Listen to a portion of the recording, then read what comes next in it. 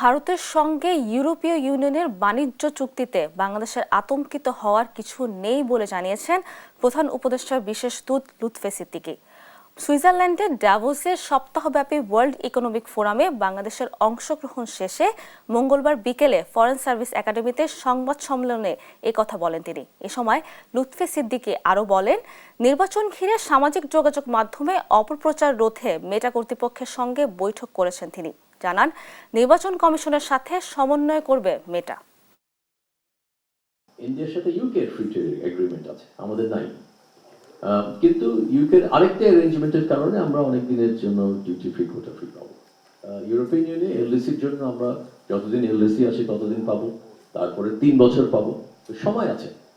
এর মধ্যে আমাদেরকে করে ফেলতে হবে, কিন্তু এটা যে করব এটা একটা আমাদেরকে খুব ডিটারমিন্ড ওয়েতে আগাতে হবে। আর যে আমরা করতে পারার সক্ষমতা আছে এটা আমরা প্রমাণ করে দিয়েছি জাপানটার মাধ্যমে।